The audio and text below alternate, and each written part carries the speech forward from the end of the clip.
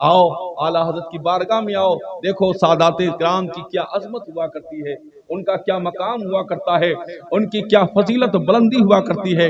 हजरात, एक सैयदजादे बरेली के आसपास कहीं बाहर से आए हुए थे, रोजगार नहीं मिला, काम नहीं मिला, दिन भर मजदूरों की कतार में बैठते थे। शाम को जब काम नहीं मिलता था तो सबके साथ ये भी अपने घर वापस चले जाया करते थे। कई दिन ऐसे गुजर गए, फाके पे फाका होने लगा, किसी के सामने हाथ फैला नहीं सकते। ये तो देने वाले हुआ करते हैं, ये किसी के सामने मांगने वाले नहीं हुआ करते हैं।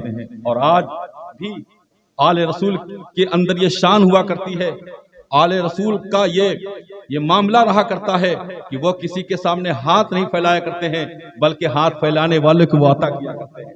कई दिन का मामला हुआ, उनकी औलाद, उनके अहल वयाल फाके से गुजर रहे हैं। कई दिन गुजरने के बाद वो बरेली शहर में आए, कहीं देहात में रह रहे थे, गांव में रह रहे थे, शहर में आए। उन्होंने सोचा कि मैं भीख भी नहीं मांग सकता हूं, मैं किसी के सामने हाथ भी नहीं फैला सकता हूं। मेरे नाना जान का खून जो मेरी रगों में दौड़ रहा है, ये गवारा नहीं कर सकता है, मेरी हमियत गवारा नहीं कर सकती है। मैं अपने बच्चों को भूखा तो रख सकता हूं, उनको फाके से 2-4 कर सकता हूं, मगर मैं किसी के सामने हाथ नहीं फैला सकता हूं।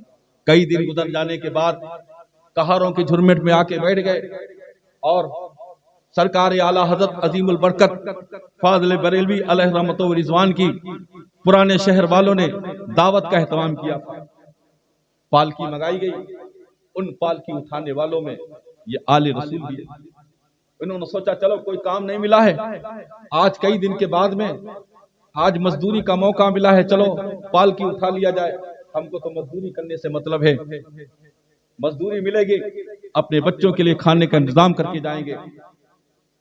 उन पालकी उठाने वालों में ये सैयदजादे चल देते हैं और मेरे आला हजरत आलिमाना शान के साथ जब अपने घर से निकलते हैं, उस शाख का हुजूम है, दीवानों का मजमा है, परवानों की भीड़ है।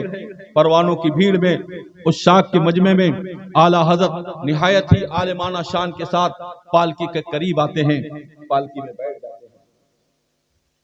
2-4 कदम ही चले थे, पालकी वालों ने पालकी उठाई।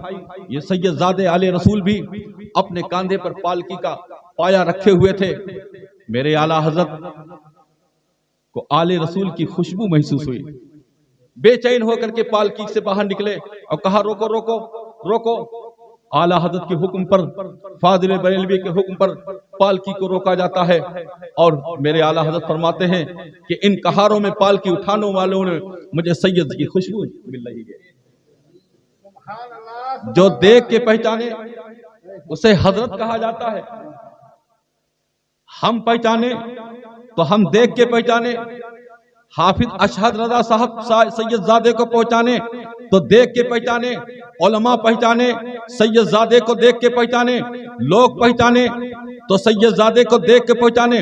जो सैयदजादे को देख कर पहचाने वो हजरत हुआ करता है, और जो सैयद की खुशबू सूंघ करके सैयद को पहचाने वो आला हजरत।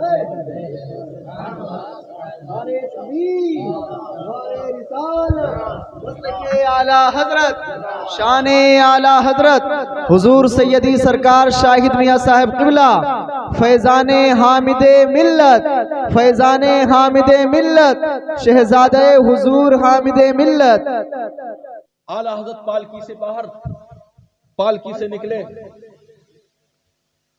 कहा सैयदजादे तुमको तुम्हारे नबी के खून, तुमको तुम्हारे नाना जान के खून का वास्ता, कौन है इसमें सैयदजादा? जब आला हजरत की जबान से ये जुमला उस नबी की आल ने सुना, उस सादाते किराम ने सुना, निगाहें नीची किया, चेहरे पर पसीना आ गया और दबी आवाज में कहा कि मजदूर से काम लिया जाता है, खानदान नहीं पूछा जाता है। मगर जब तुमने मेरे जद्दे करीम का वास्ता दिया है, उनके खून का वास्ता दिया, तो मुझे बताना पड़ रहा है कि वही हो जिनकी खुशबू आपने सूंघी है, जिनकी खुशबू से आपने मेरा पता लगा लिया है।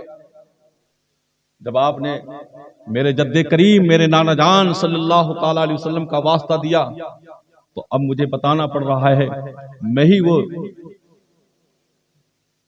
नबी के गुलशन का वो मुरझाया हुआ फूल हूं, जो आज कई दिनों से मैं मजदूरी के लिए आता था, मजदूरी नहीं मिलती थी, बच्चे कई दिन के भूखे प्यासे थे।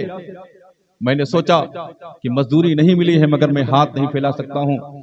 आज कहारों के झुरमे पर बैठा हुआ था, मैंने सोचा कि चलो पालकी उठा करके मजदूरी हासिल की जाए और अपने बच्चों का इंतजाम किया जाए।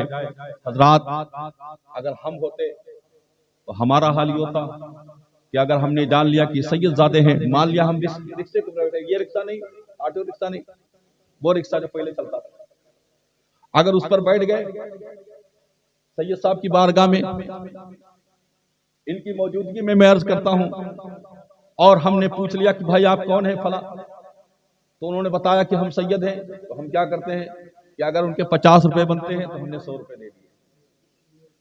यही तो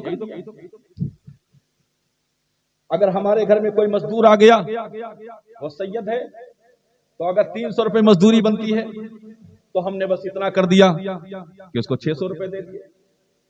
यही तो कर दिया, यही कर दिया जाता है। मगर वाह मेरे आला हजरत, और तुम्हारे तकवे का जवाब नहीं है, तुम्हारे फतवे का जवाब नहीं है, और तुम्हारा एहतराम आले रसूल करने का भी जवाब नहीं है। मेरे आला हजरत ने अपनी दस्तारे मुबारक सैयदजादे के कदमों में डाल दिया, और बिल्कुल इस तरह से सैयदजादे के सामने रो रहे हैं, सैयदजादे को मना रहे हैं जैसे कोई मुहिब अपने रूठे हुए महबूब को मनाया करता है। सैयदजादे कह रहे हैं कि मैंने माफ कर दिया। आला हजरत ने फरमाया मुझे माफ कर दो, मुझे माफ कर दो। आला हजरत की ये बोली सुनकर के सैयदजादे ने फरमाया कि मैंने माफ कर दिया। आला हजरत ने फरमाया ऐसे नहीं माफी होगी, ऐसे नहीं माफी होगी, मुझे तसल्ली नहीं, इसलिए कि कल मैदान महशर में तुम्हारे नाना जान मेरे नबी करीम सल्लल्लाहु ताला अलैहि वसल्लम ने मैदान महशर में पूछ लिया कि मेरे आल का, मेरे फर्जंद का कांधा इमाम अहमद रजा इसीलिए था कि तुम उस पर सवारी करो। कल मैदान महशर में इमाम अहमद रजा क्या जवाब देगा?